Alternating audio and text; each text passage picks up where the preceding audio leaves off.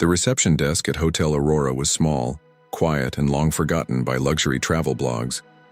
But for Ottavio, that front counter was where he watched the world unfold in slow motion. Night porter for over 8 years, he knew every sound the building made. The creak of the elevator, the dripping pipe on the 3rd floor, the wheeze of the old boiler cooling the hall at dawn. But nothing was as precise as the footsteps of the woman from room 406. Every night at exactly 10:14 p.m., she walked through the glass door in a beige coat she never took off and pulled behind her a black suitcase she never opened. Dark hair tied in a low bun, eyes hidden behind thin-rimmed glasses. She never smiled. She was never late. Ottavio pretended not to notice, but he noticed everything.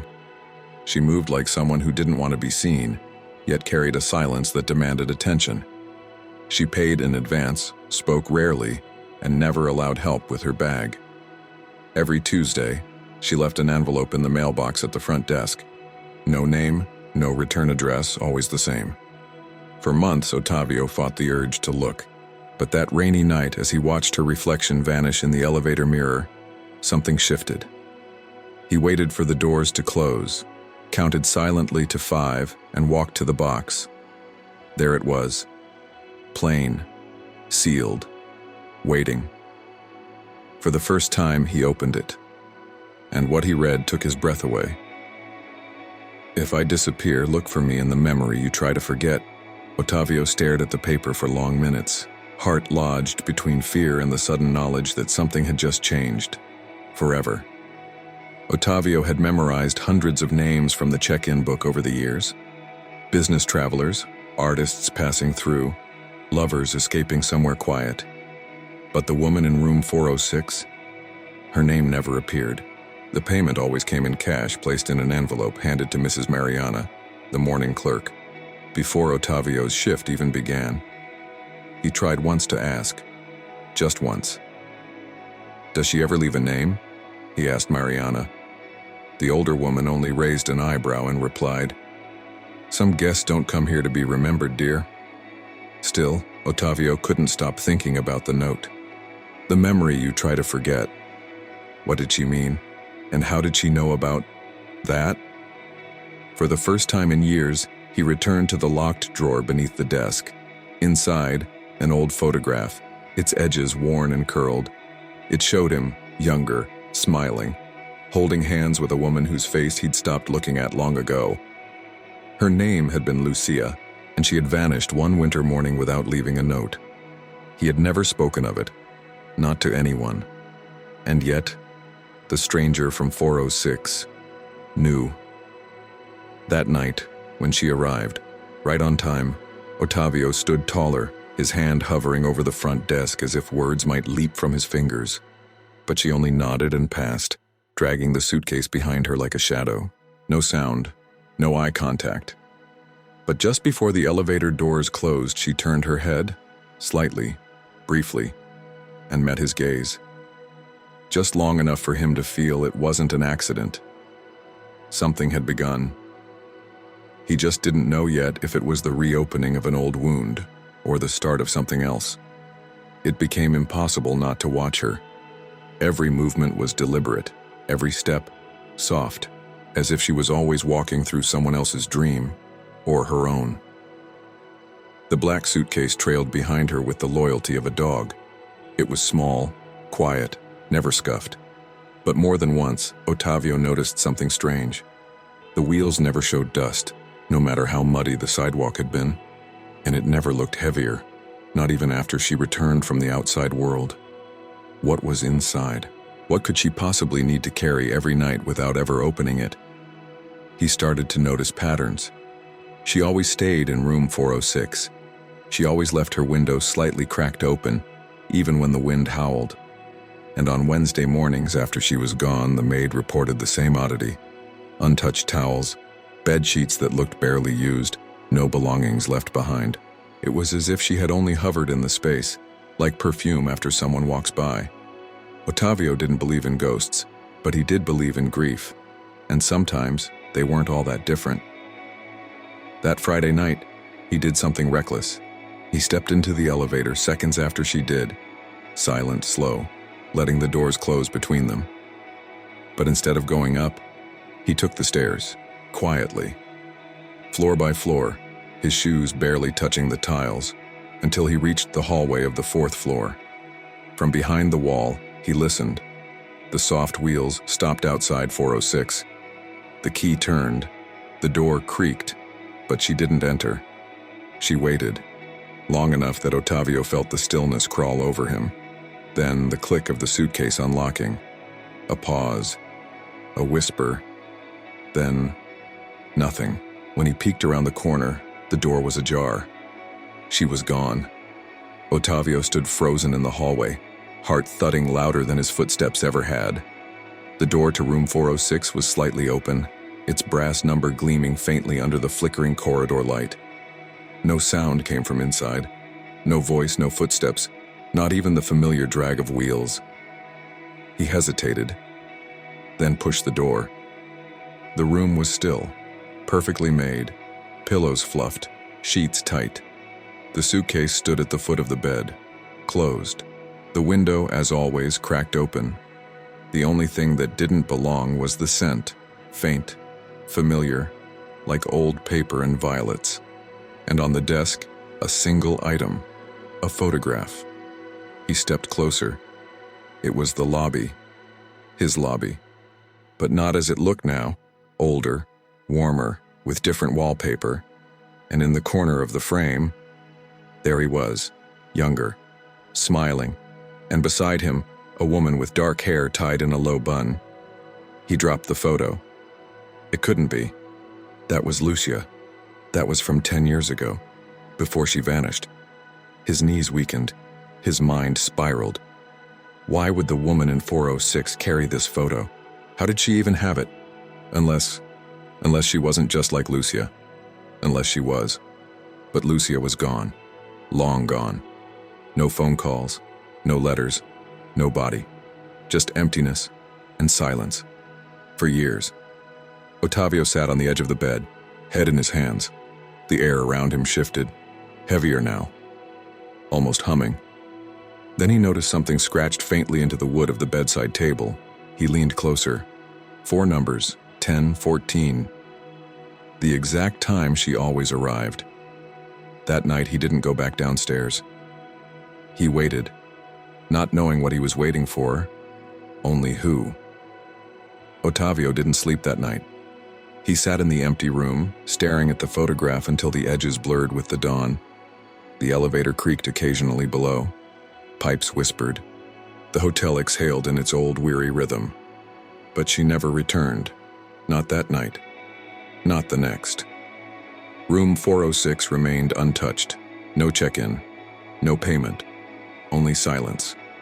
Mrs. Mariana asked if he had seen the woman. He shook his head. The maids noticed the sheets hadn't been changed in days. He said nothing. Then, on the 3rd morning, a white envelope appeared under the reception door. No stamp, no handwriting, just a thin slit across the top as if it had already been opened. He waited until the lobby was empty before reading it. Inside, a single piece of paper, neatly folded, carefully pressed. Time is not what you think. I came back to remember what you forgot.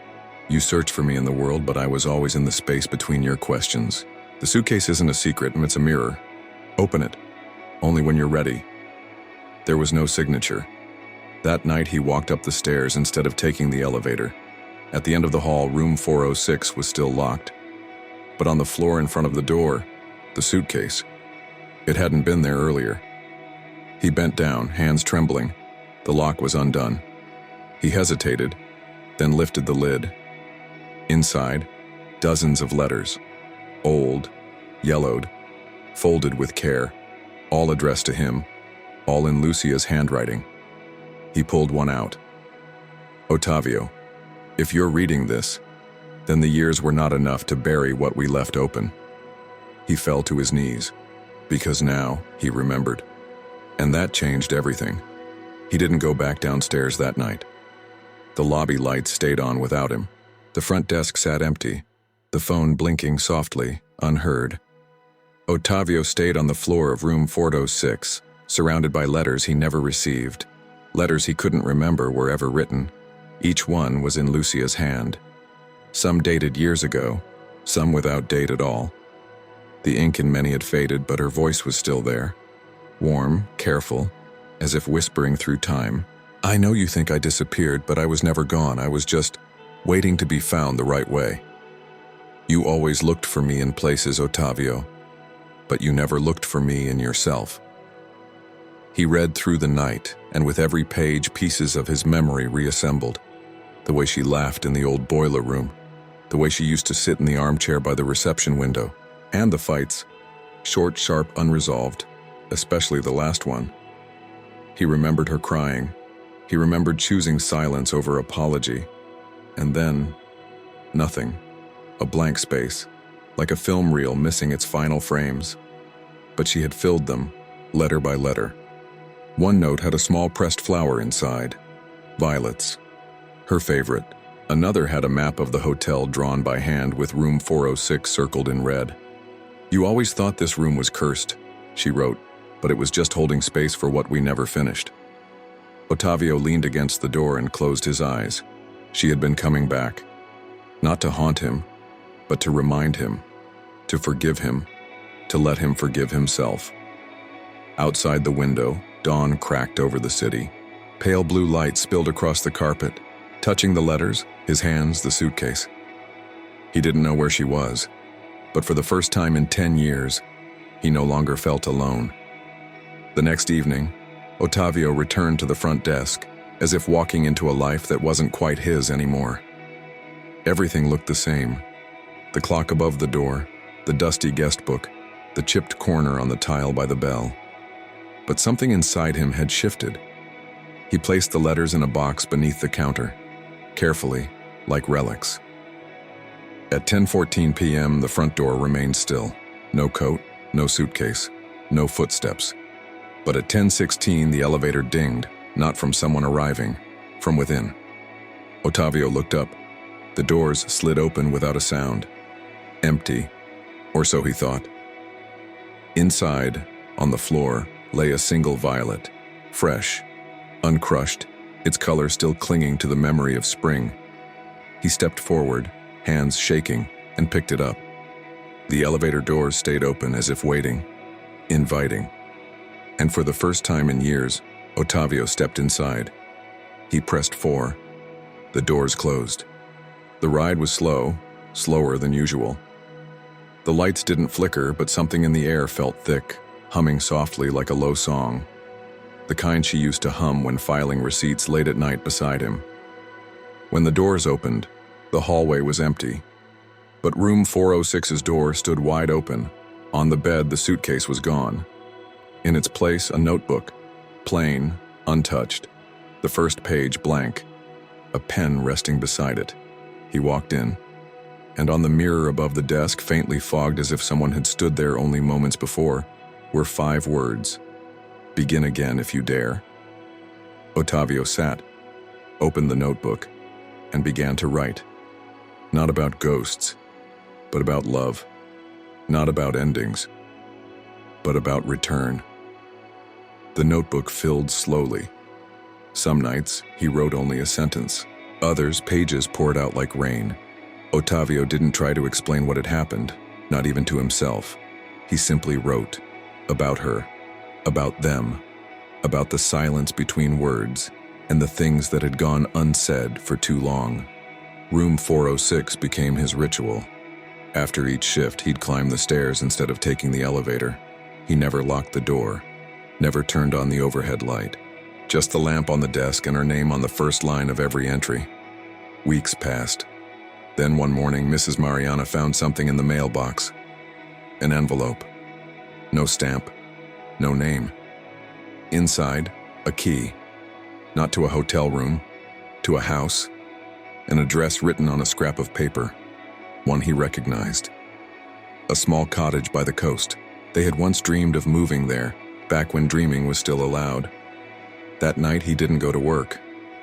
He took the train before he could change his mind. The cottage was exactly as they had imagined it. White walls, blue shutters, a wind chime by the door made from broken shells. He stepped inside. The air smelled like violets.